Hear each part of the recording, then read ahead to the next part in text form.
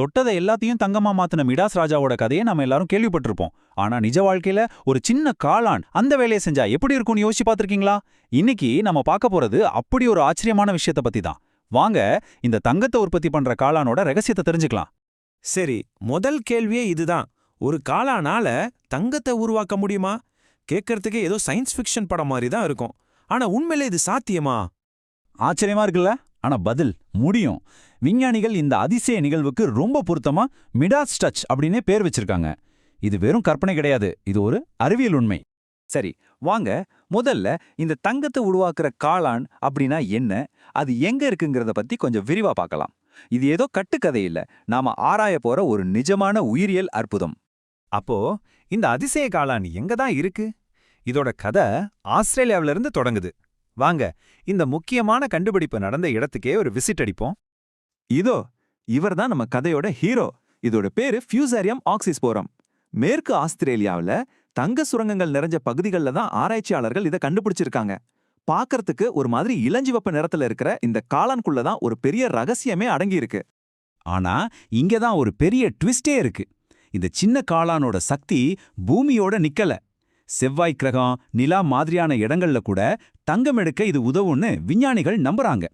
யோசிச்சு பாருங்க, பூமியில இருக்கிற ஒரு சின்ன உயிர் நம்ம விண்வெளி ஆராய்ச்சியோட போக்கையே மாத்தக்கூடிய சக்தி வாய்ந்ததா இருக்கு. நிச்சயமா உங்க எல்லாருக்கும் இப்போ ஒரே கேள்விதான் இருக்கும். எப்படி ஒரு காளான் எப்படி தங்கத்தை உருவாக்க முடியும்? சரி வாங்க, இதுக்கு பின்னாடி இருக்கிற விஞ்ஞான ரகசியத்தை இப்போ உடைக்கலாம். இந்த முழு செயல்முறைக்கும் ஒரு பேர் இருக்கு, பயோ மைனிங், அதாவது உயிரியல் சுரங்கம். சிம்பிளா சொல்லணும்னா, பெரிய பெரிய மெஷின்களை வச்சு சுரங்கம் தோன்றதுக்கு பதிலா சின்ன சின்ன நுண்ணுயிரிகளை ஒரு குட்டி ஃபேக்டரி மாதிரி பயன்படுத்தி தாதுக்களை பிரித்தெடுக்கிறது தான் இந்த டெக்னாலஜி. இதோட மிகப்பெரிய பிளஸ் என்னன்னா, இது ரொம்ப குறைவான சக்தியை பயன்படுத்துற, சுற்றுச்சூழலுக்கு எந்த பாதிப்பும் இல்லாத ஒரு முறை. சரி, காளான் தங்கத்தை உருவாக்குது, ஓகே. ஆனா ஒரு நிமிஷம் யோசிப்போம், அந்த காளானுக்கு எதுக்கு தங்கம் தேவை? இந்த டீல்ல காளானுக்கு என்ன லாபம் கிடைக்குது? ஆஸ்திரேலியாவோட CSIRO விஞ்ஞானிகள் இதுக்கு ஒரு அற்புதமான பதிலை கண்டுபிடிச்சிருக்காங்க. இந்த காளான்கள் தங்கத்தை ஒரு கவசம் மாதிரி தனக்கு மேல பூசிக்கொள்ளும் போது அது மற்ற காளான்களை விட ரொம்ப வேகமாவும் பெரியதாவும் வளருதாம். தங்கம் ஒரு கேட்டலிஸ்ட், அதாவது ஒரு ஊக்கியா செயல்பட்டு காளானுக்கு தேவையான மற்ற சத்துக்களை வேகமா உறிஞ்ச உதவுது. சுருக்கமா சொன்னா, தங்கம் அந்த காளானுக்கு ஒரு சூப்பர் பவர் பூஸ்ட் கொடுக்குது. சரி, அந்த மிடாஸ் டச் செயல்முறை ஸ்டெப் பை ஸ்டெப்பா எப்படி நடக்குதுன்னு பார்க்கலாம். முதல்ல காளான் சூப்பர் ஆக்சைடுன்னு ஒரு சக்தி வாய்ந்த கெமிக்கலை சுரக்குது. ரெண்டாவதா இந்த கெமிக்கல் மண்ணுக்கு அடியில திடமா இருக்கிற தங்கத் துகள்களை ஒரு திரவம் மாதிரி கரைய வைக்குது. மூணாவதா அப்படி கரைஞ்ச தங்கம் காளானோட இலைமுனைகள்ல மறுபடியும் சின்ன சின்ன தங்கத் துகள்களா படிய ஆரம்பிக்குது. கடைசியா இந்த முறையில நமக்கு கிடைக்கிறது ரொம்ப ரொம்ப சின்ன ஆனா தூய தங்க நானோ துகள்கள். இந்த விஞ்ஞான ரகசியத்தை தெரிஞ்சுகிட்டது ஒரு பக்கம் இருக்கட்டும், ஆனா இதோட உண்மையான மதிப்பு இதோட பயன்பாடுகள்ல தான் இருக்கு. பூமியில சுரங்கம் தோன்றதுல இருந்து விண்வெளி பயணம் வரைக்கும் இது எப்படி புரட்சியை ஏற்படுத்த போகுதுன்னு பார்க்கலாம். இதோட பயன்பாடுகளை நாம ரெண்டா பிரிக்கலாம். ஒன்னு, பூமியில. இங்க இந்த காளான்கள் ஒரு உயிரியல் இண்டிகேட்டர் மாதிரி பயன்படுது. அதாவது ஒரு இடத்துல இந்த காளான் வளர்ந்தா அதுக்கு கீழே தங்கம் இருக்கலான்னு நம்ம ஈஸியா கண்டுபிடிச்சிடலாம். இதனால தேவையற்ற பல கோடி ரூபாய் செலவுல நடக்கிற துளையிடும் வேலைகளை குறைக்க முடியும். ரெண்டாவது, விண்வெளியில.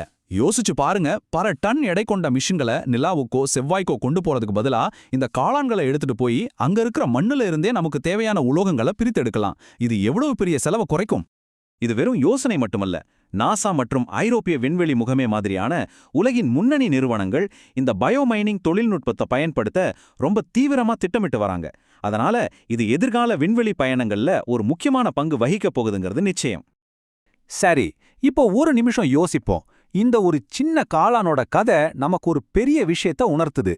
இது வெறும் தங்கம் சம்பந்தப்பட்டது மட்டும் இல்ல, இயற்கையோட அடுத்த அற்புதத்தை நம்ம எங்க தேடணும்னு இது நமக்கு வழிகாட்டுது. பாருங்க, பூமியில சுற்றுச்சூழல்ல பாதிக்காத சுரங்கத் தொழில், விண்வெளியில ஒரு புது வாழ்க்கையை உருவாக்குறதுன்னு நம்மளோட மிகப்பெரிய கனவுகளுக்கு ஒரு சின்ன காளான் வழிகாட்டலாம். இதுலேருந்து நம்ம புரிஞ்சுக்க வேண்டியது என்னன்னா, நாம தேடுற பல பதில்கள் பெரிய ஆய்வகங்கள்ல இல்லாம நம்ம கண்ணுக்கு முன்னாடி இருக்கிற இயற்கையில தான் மறைஞ்சிருக்கலாம். அப்போ ஒருவேளை மனித குலத்தோட அடுத்த பெரிய தொழில்நுட்ப திருப்புமுனை பிரம்மாண்டமான ஆய்வகங்களிலிருந்து வராம நமக்கு கண்ணுக்கு தெரியாத இயற்கையின் ஒரு மூலையிலிருந்து வருமா? இது நாம எல்லாரும் கட்டாயம் சிந்திக்க வேண்டிய ஒரு கேள்வி.